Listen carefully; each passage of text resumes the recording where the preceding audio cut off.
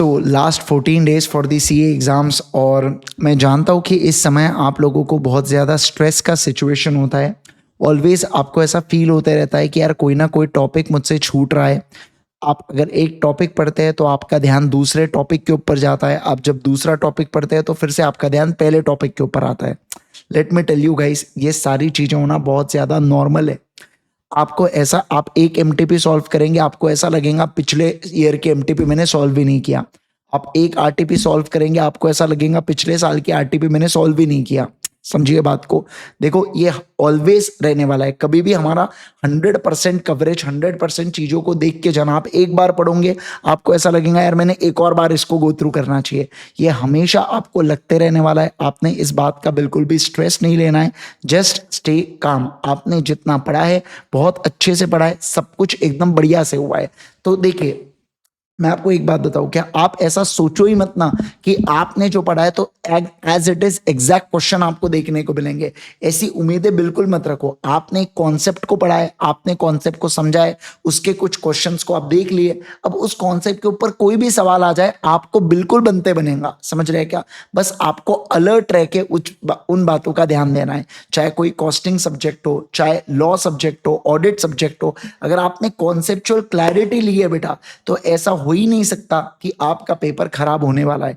बस आपको अपना जो अप्रोच है ना, ये पॉजिटिव रखना। यहाँ पे नेगेटिव माइंडसेट मत कर देना। कुछ बच्चे हो जाते हैं बहुत ज्यादा नेगेटिव, यार मैंने तो एमटीपी देखा ही नहीं, यार मैंने तो क्वेश्चन एंड आंसर्स किया ही नहीं, अब तो बस कुछ बचा ही नहीं है, मैं पक्का फेल होने वाला हूँ, मेरा कुछ नहीं क्लियर होने वाला, घर वालों को बोल दिया, ये कर दिया। ऐसा कुछ करने की जरूरत नहीं है भाई। क्यों आप, आपके कारण क्यों आप घर वालों को, बेचारों को स्ट्रेस में डाल रहे हो? ऐसा मत करो।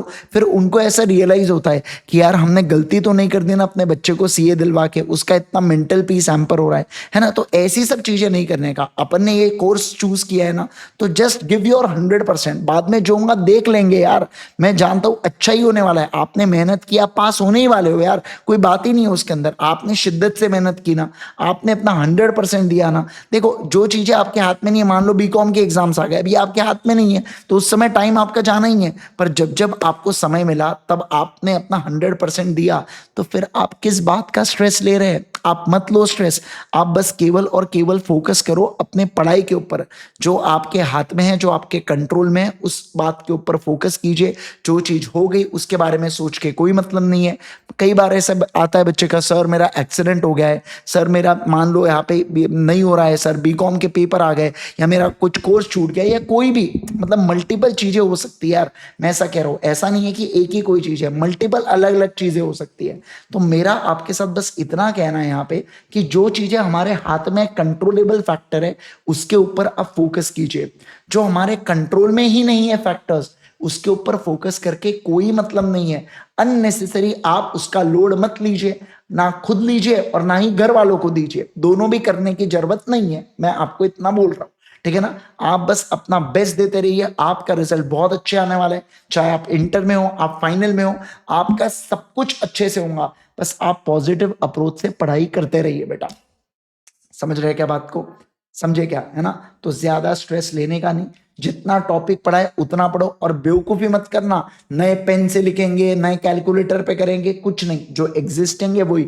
नए नए कलरफुल बढ़िया पीडीएफ दिख गई, बोले शॉर्ट नोट्स की मस्त पढ़ता हो उससे, ऐसा कुछ करने की जरूरत नहीं है। आप फोकस, जिससे आपने अभी तक पढ़ते हुए आया बेटा, उसमें आपके एक फोटोग्राफिक मेमोरी बन चुकी है। आपको पता है वो टॉपिक कहां पे लिखा हुआ है, आपने पेंसिल से स्क्रिबल कर रखा है, आपने चार्ट नोट्स बना के रखे।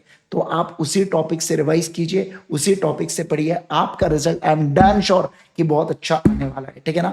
यस। बाकी हमारे जितने भी रिविजन्स लेक्चर्स है, ये सारी चीजें बेटा अवेलेबल है, आप लोगों को पता है। ठीक है? आपको लिटरली कुछ नहीं करना है। आपको जाना है बेटा IGSir.in के ऊपर।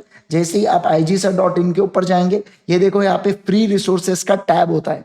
ये फ्री रिसोर्सेज के टैब में आप क्लिक करेंगे, आप लोगों के लिए CA foundation law, CA inter law के जितने भी लेक्चर्स है, सब कुछ यहाँ पे अवेलेबल है। मैं यहाँ पे सीए इंटर के भी मेरे रिवीजन लेक्चर्स की जो लिंक है, वो भी मैं यहाँ पे पेस्ट कर दूंगा बेटा। ठीक है ना। बाकी सब चीजें अवेलेबल है CA foundation law, CA inter law, ultimateca.com पे। और बाकी आपको पता ही है बेटा कि ऑडिट जो है ये IGSA.in के ऊपर अवेलेबल है अपने रेगुलर सेशंस, ठीक है ना। यस, ये सब चीजें तो सारी, मैं क्या बोल रहा, पूरे फुकट की सब कुछ चीजें मैंने डाल के रखा हुआ आप लोगों के लिए। बस आपको क्या करना है, आपको केवल और केवल पढ़ाई करते हुए चलना है, बाकी कुछ नहीं है। सारे फ्री सेशंस आपको एक जगह दिख रहे हैं, एक लिंक। आप क्यों? ताकि आपका टाइम सेव हो।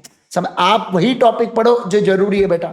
अननेसेसरी वीडियो को कंज्यूम करते रहते, मजा आता है बोले देखने में। अरे भाई, तू जब तक सेल्फ स्टडी नहीं करेगा मेरे बच्चा, कैसे पास होगा? सिर्फ मेरे पढ़ाने से पास हो जाते तो बच्चे सिर्फ मेरा ही लेक्चर देखते ना। खुद से भी तो एफर्ट्स लेना पड़ता है। खुद से एफर्ट्स दोगे तो आपका डेफिनेटली कॉन्फिडेंस बहुत बूस्ट होगा, ठीक है ना। इस बात का ध्यान रखना। चलिए, thank you so much once again everyone. Bye bye everyone, take care. आपको कुछ भी लगता है इस वीडियो के कमेंट सेक्शन में मैसेज ड्रॉप कीजिए। और चैनल पे नए हो और आखिरी तक आए हो तो आपको बात तो अच्छी लगी है बेटा, तो जरूर से चैनल को सब्सक्राइब कर दीजिएगा और अपने दोस्तों के साथ इसे शेयर कर दीजिएगा। Thank you so much, bye bye, take care.